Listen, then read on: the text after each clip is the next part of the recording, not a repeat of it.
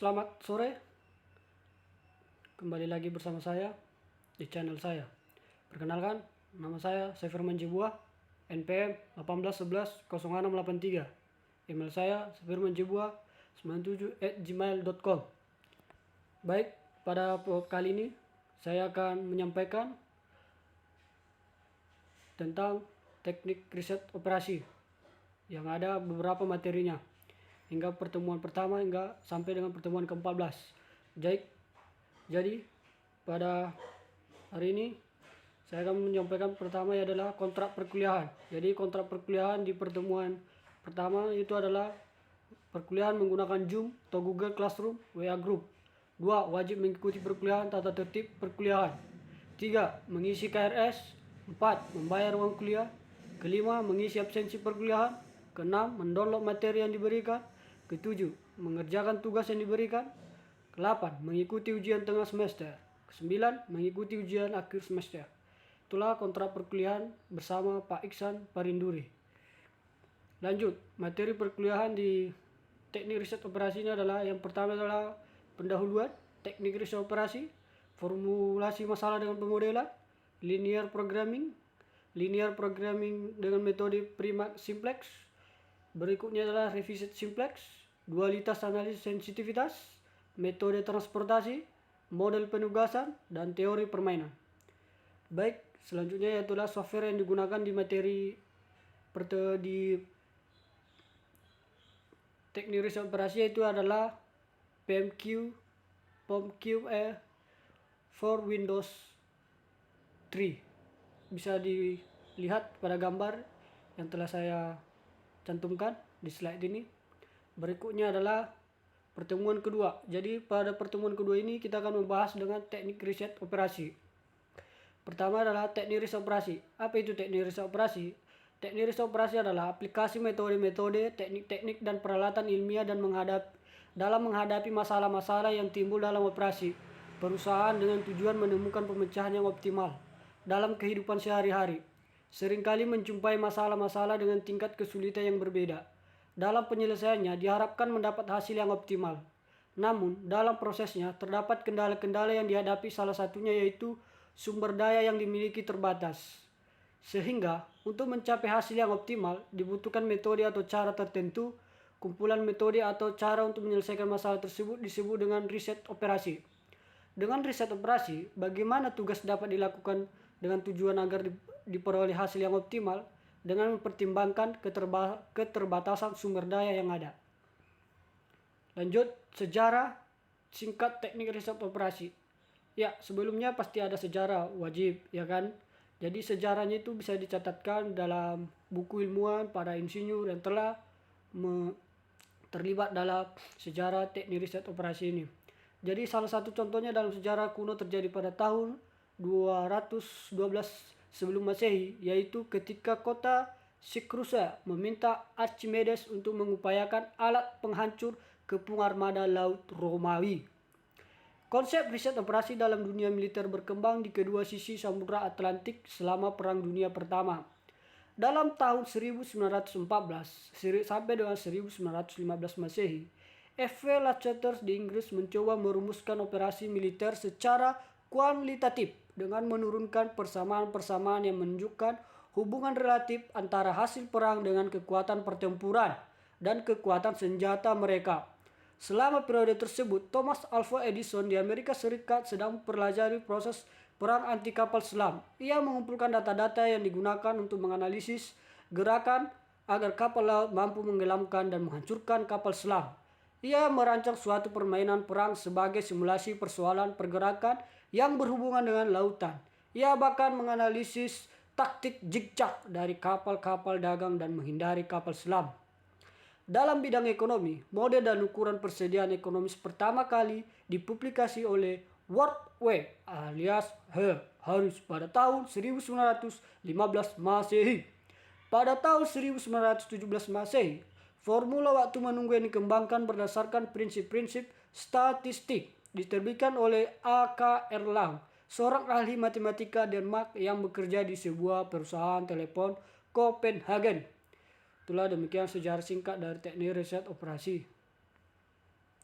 Berikutnya itu adalah definisi riset operasi. Yang pertama adalah Morse dan Kimball mendefinisikan riset operasi sebagai suatu metode ilmiah yang memungkinkan para manajer mengambil keputusan mengenai kegiatan yang ditangani secara kuantitatif. Yang kedua, Chairman Arnold pada tahun 1950 Masehi mengemukakan bahwa riset operasi merupakan aplikasi metode-metode, teknik-teknik, dan peralatan ilmiah dalam menghadapi masalah-masalah yang timbul dalam operasi perusahaan. Yang ketiga yaitu adalah Miller dan Amken, standar mengarsir operasi. Bisa dibaca demikian. Sampai dengan yang kelima yaitu O.R. Society of America yang mengartikan riset operasi berkaitan dengan memutuskan secara ilmiah bagaimana merancang dan menjalankan sistem manusia mesin yang terbaik dan biasanya membutuhkan alokasi sumber daya yang langka. Baik, berikutnya yaitu adalah pertemuan ketiga dengan materi program linear. Jadi program linear adalah salah satu model matematika yang digunakan untuk menyelesaikan masalah optimasi, yaitu memaksimumkan atau meminimumkan fungsi tujuan yang bergantung pada sejumlah variabel input. Hal terpenting yang perlu kita lakukan adalah mencari tahu tujuan penyelesaian masalah dan apa penyebab masalah tersebut dalam kasus program linear. Fungsi objektif dan kendala adalah semua fungsi linear dari variabel keputusan. Ada dua macam fungsi program linear. Yang pertama, fungsi tujuan, yaitu adalah mengarahkan analisa untuk mendeteksi tujuan perumusan masalah. Yang kedua, fungsi kendala, untuk mengetahui sumber daya yang tersedia dan permintaan atas sumber daya tersebut. Lanjut, jadi contoh dari program linear ini yaitu adalah kita bisa baca seperti di bawah berikut ini. Dan penyelesaiannya bisa dilihat. Ini saya yang pertama lagi dengan mencari nilai Z di setiap titik ekstrimnya. Bisa dilihat contohnya. Lanjut, masukkan X2 ke dalam 1, 2X tambah 3 sama dengan 60, 2X sama 45 sama dengan 60. Masukkan nilai X ya, masukkan ya. Sampai dengan adalah keuntungan yang sebesar adalah 900 juta. Itulah keuntungan optimalnya.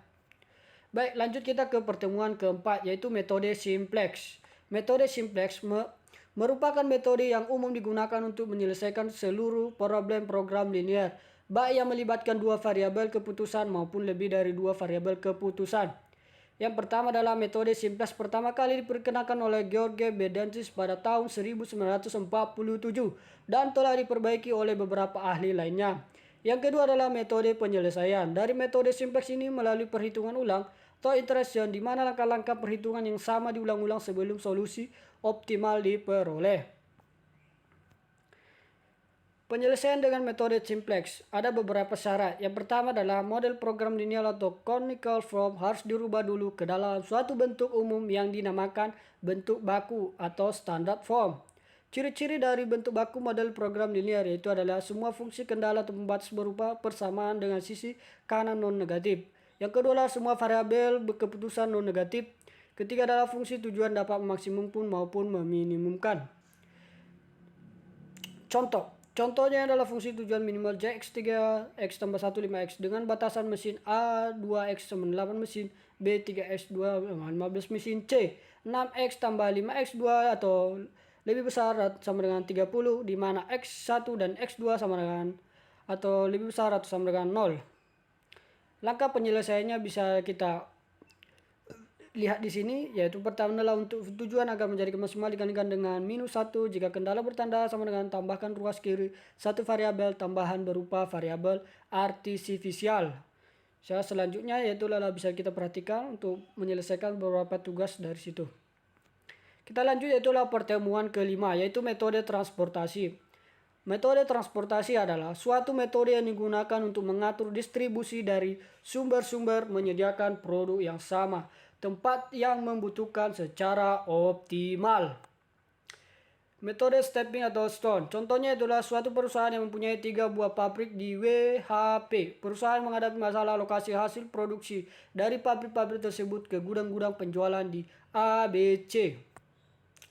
Tabel kapasitas pabrik. Inilah contoh yang kita ambil adalah W sama dengan 900 ton, H sama dengan 60 ton, dan P sama dengan 50 ton. Jadi jumlahnya adalah 200 ton. Jadi produksi tiap bulan, setiap pabrik totalnya.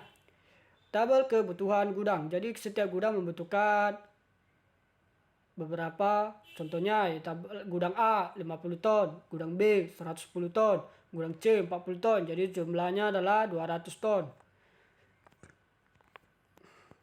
Tabel biaya pengangkutan setiap ton dari pabrik W, H, P ke gudang A, B, C. Bisa dilihat pada keterangan tabel di berikut TD. Pabrik W sama 20, ke gudang B 5, ke gudang C 8, H 15, ke gudang B 20, ke gudang C 10. Pabrik P yaitu 25, ke gudang B 10, dan ke gudang C adalah 19. Penyusunan tabel alokasi aturan. Jumlah kebutuhan setiap gudang diletakkan pada baris terakhir. Kapasitas setiap pabrik pada kolom terakhir. Biaya pengangkutan diletakkan pada segi 4 kecil. Bisa dilihat pada tabel berikut ini. Baik, pada pertemuan kita adalah pertemuan ke-6, yaitu perulangan metode transportasi. Baik, bisa dilihat pada gambar atau tabel berikut ini yang sudah saya lampirkan. Keterangan di atas adalah baris sama dengan sumber atau supplier, dan kolom adalah tujuan atau demand. C32 adalah biaya sumber, dan 3 tujuan kedua. C32 maksudnya itu adalah itu, bisa dilihat pada tabel berikut. Lanjut, sini adalah EQS, maka tidak perlu penambahan dummy. Jika sama, maka harus disamakan terlebih dahulu dengan menambahkan dummy. Contohnya bisa dilihat pada tabel berikut ini. Sumber A, tujuannya contohnya A ke P ke Q sama dengan totalnya adalah 900. Dan sumber B yaitu sama dengan 1000. Dan sumber C sama dengan 600. Jadi jika tujuannya P kemana Q D sama dengan 700, 1200, 500. Sehingga perlu di penambahan dummy. Bisa dilihat pada tabel berikut ini. Ya, selesai. Lanjut contoh soal. Contohnya adalah sebuah perusahaan mempunyai 3 buah pabrik yang punya filling kabinet masing-masing berlokasi di kota 1, 2, dan 3. Kapasitas produksi per tahun masing-masing pabrik adalah pabrik 1 1000 unit, pabrik 2 adalah 1200, dan pabrik 3 menghasilkan 800 unit. Jadi total produksi adalah 300 unit. Maka perusahaan ini mendapatkan pesanan dari 3 buah mitra C. Bisa dilihat pada contoh hasil penyelesaiannya. Bisa dilihat seperti berikut ini. Kita lanjut. Satu metode penyelesaian awalnya. Bisa kita lihat seperti berikut ini. Lanjut, inilah dia hasilnya. Jadi mari kita lanjut ke pertemuan ke-8. Teori antrian. Teori antrian adalah antrian timbul karena orang atau sesuatu material, bahan, tiba suatu fungsi servis atau pelayanan proses produksi lebih cepat dibandingkan waktu mereka dilayani. Hal ini terjadi karena konsumen datang dalam rentang waktu yang tidak tertentu dan waktu pelayanan setiap konsumen juga tidak konstan. Sehingga antrian secara kontinu menjadi bertambah dan berkurang panjangnya, terkadang kosongan dalam jangka panjang sesuai dengan frekuensi kedatangan konsumen tidak tertentu atau acak atau random. Berikutnya sejarah teori antrian. Ada beberapa sejarah antrian. Bisa dilihat pada rata-rata waktu menunggu pelayanan teori yang dikembangkan oleh A.E.K. adalah seorang insinyur dari Denmark yang bekerja pada perusahaan telepon di Copenhagen pada tahun 1910. Adalah melakukan eksperimen tentang frustasi permintaan fasilitas telepon yang berhubungan dengan automatic dialing equipment, yang peralatan penyambungan telepon secara otomatis dalam waktu yang sibuk operasi sangat kewalahan untuk melayani para penelpon secepatnya, sehingga para penelpon harus antri menunggu giliran. Mungkin cukup lama. Komponen dasar dalam proses antrian ada 3, yaitu yang pertama adalah kedatangan, yang kedua adalah pelayanan, yang ketiga adalah antrian. Kedatangan, setiap masalah antrian melibatkan kedatangan. Bisa dilihat pada tabel berikut ini pengertiannya. Dan ada 4 contoh disiplin antrian menurut kedatangan, yaitu yang pertama A, first come first serve system, di mana pelanggan yang dahulu datang akan dilayani terlebih dahulu. Yang kedua B, yaitu adalah di mana pelanggan yang paling terakhir akan dilayani terlebih dahulu. Yang ke C, yaitu di mana panggilan didasarkan pada peluang secara random sehingga tidak ada permasalahan siapa yang terdahulu datang. Yang keempat, yaitu ada D, diaman prioritas pelayanan diberikan kepada pelanggan yang mempunyai prioritas terlebih tinggi dibandingkan dengan pelanggan umumnya meskipun datang lebih dulu. Berikutnya adalah pertemuan ke-9, metode penugasan. Metode penugasan adalah masalah penugasan merupakan khusus dari masalah learning programming. Dalam dunia usaha, manajemen sering menghadapi masalah yang berhubungan dengan penugasan optimal dari bermacam-macam. Bisa dilihat pada tabel berikut ini. Kasusnya maksimilasi, bisa dilihat pada tabel berikut ini contohnya. Berikutnya inilah contohnya bagaimana alokasi penugasan yang baik berupa penjualan perusahaan dari kota tersebut yang paling optimal, yaitu bisa kita lihat yang paling optimal di sini adalah nomor berikut ini. Berikutnya lagi ya, masuk kita ke pertemuan ke-10 yaitu teori keputusan. Analisis keputusan melalui pendekatan sistem. Kita lihat pada tabel ini yaitu harapan, menyasuk kenyataan. Keputusan dan pengendalian saling berhubungan satu sama lain. Begitu juga dengan demikian, saling berhubungan satu lain diurutan secara diskret dan pengambilan keputusannya. Keputusan dinilai bukan hasil dari tetap prosesnya, proses analisis terhadapnya. Oke, kita lanjut yaitu pengambilan keputusan, yaitu suatu proses memilih di antara arah-arah tindakan yang dilakukan menghasilkan hasil outcomes yang berbeda di antara satu sama lainnya. PK dipengaruhi oleh rasional dan rasional. Oleh itu pengambilan keputusan merupakan perilaku manusia yang tidak luput dari kita lanjut berikutnya, yaitu dari pengertian keputusan tersebut ada 5 hal penting. Yang pertama adalah dalam proses PK adalah terjadi secara betulan. PK tidak dapat dilakukan pembangunan karena harus dilakukan secara sistematis dan memperhatikan kemampuan. Hakikat PK yang ketiga adalah betul diketahui. Yang keempat adalah pemecahan masalah yang tidak dapat melalui ilham negatif, tetapi harus didasarkan fakta-fakta yang terkumpul dengan sistematis seolah dengan baik, tersimpan dan teratur. Yang kelima adalah keputusan yang baik dipilih dan beberapa hal alternatif. Baik, pada pertemuan yang ke-11 yaitu POM Key for Windows 3, yaitu program POM merupakan sebuah program komputer yang digunakan untuk memecahkan masalah manajemen dalam bidang produksi dan operasi yang bersifat kuantitatif. Kemudahan pengoperasian menjadi POM for Windows sebagai alternatif aplikasi guna membantu pengambilan keputusan seperti misalnya menentukan kombinasi produksi yang sesuai dengan peroleh keuntungan sebesar-besarnya, menentukan order pembelian barang agar bisa perawatan menjadi seminimal mungkin, menentukan penugasan karyawan terhadap suatu pekerjaan agar dicipta hasil yang maksimal, dan lain sebagainya. Program dalam aplikasi komputer menyediakan beberapa jenis modul, beberapa diantaranya adalah 1. Aggregate planning, 2. Glissement penugasan, branching assembly, bricklayer, flow blessing, dan kelima decision analysis pengambilan keputusan, 6. Franchise atau peramalan, 7. Inventory persediaan, 8. Job shop schedule, 9. Learning surface, 10. Learning programming, 11. Location, 12. Logistics, 13. Material requirement planning, dan 14. Operational layout, 15. Project management, 16 quality control, 17 reliability, 18 simulation, 19 transportation, 20 waiting lines atau antrian. Berikutnya adalah beberapa dari modul tersebut digunakan juga secara luas dalam manajemen operasi dan fasilitasnya. Untuk menjalankan program POM for Windows 3 dapat dilakukan. Yang pertama adalah melalui Shortcut. Apabila ada Shortcut POM for Windows, maka klik 2 kali pada ikon gambar Shortcut POM for Windows. Kedua, melalui menu program atau klik Start Program, pilih POM Windows sehingga akan muncul layar berikutnya. Seperti inilah tampilan pada POM for Windows 3, bisa diperhatikan. Secara ini adalah 3 screen, title bar, menu bar, dan toolbar ada momentum bar di pada Windows ini. Baik, pada pertemuan ke-13 ini adalah teori permainan. Jadi teori permainan merupakan suatu teori di mana dua orang yang lebih banyak memiliki kepentingan berbeda terlibat dalam suatu permainan untuk mencapai tujuan sesuai dengan yang diinginkan. Teori pertama dikembangkan oleh Michel pada tahun yang dikembangkan oleh Elizabeth John von Venn, Osmar Gorestan. Menerapkan teori ini dalam bidang militer dengan berjalannya waktu menggunakan teori semakin luas digunakan khususnya dalam bidang ekonomi dan sosial. Yang ketiga adalah permainan dengan jumlah 0 dibedakan menurut strategi permainan yang digunakan, yaitu strategi, push strategi, and the campuran the match strategi. Manfaat teori permainan ini yang pertama adalah mengembangkan suatu kerangka untuk mengambil keputusan dalam suatu persaingan, mengurangi metode kuantitatif sistematika, dan memberikan gambaran persaingan pasar. 4. Memberi strategi negosiasi ataupun strategi dalam persaingan bisnis yang diwarnai oleh kejadian konflik. Baik, ketentuan umum dalam yaitu teori yang permainan ini adalah setiap bermain rasional. Yang kedua, terdiri dari dua pemain, keuntungan bagi salah satu pemain merupakan kerugian dan bagi pemain lain. Yang ketiga adalah tabel disusun menunjukkan keuntungan pemain baris dan kerugian pemain kolom. Yang keempat adalah permainan dikaitkan dengan alih jika hasil hakim masingkan nilai 0, tidak ada yang menang dan tidak ada yang kalah. Yang kelima adalah tujuan dari teori permainan adalah mengidentifikasi strategi yang paling optimal. Strateginya yang pertama adalah strategi murni dan strategi campuran, bisa dilihat pada tabel berikut ini. Baik, pada pertemuan ke-14 ini saya akan membahas dualitas dan analisis saintifikasi, yaitu adalah pertemuan terakhir yang saya akan bahas. Ini adalah tabel berikut ini, bisa dilihat pada gambar. Review ekonomi dari simbol dalam simplex. XJ adalah tingkat aktivitas, CJ laba persatuan aktivitas, Z laba total dari seluruh aktivitas, BI jumlah sumber satu yang tersedia, AIZ jumlah sumber yang tersedia. Bisa dilihat pada gambar ya. Asumsi dasarnya adalah masalah asli simplex prima. Bentuk fungsi tujuan masalah simplex bisa diberikan berikut ini. Dasar teori dualitas, kondisi optimal tercapai apabila bentuk dualnya, bisa dilihat pada tabel berikut ini. Hubungan simpler dan prima 2 yaitu adalah parameter batasan prima atau 2 merupakan koefisien. Kedua koefisien tujuan prima atau 2 merupakan nilai kanan 2 atau primalnya. Bisa dilihat pada tabel berikut ini. Tabel prima 2 linear bisa dilihat pada tabel berikut ini, banyak sekali. Jadi contoh soalnya adalah perusahaan sebuah ideal membuat 2 macam. Bisa dilihat pada tabel ini berikut ini. Kita akan lanjut langsung ke tabel penyelesaiannya, yaitu tabel 2. Contoh di atas adalah penyelesaian dalam persamaan prima dual maksimum Z dan berikut batasannya itulah 2x sama dengan 8 dan berikut ini.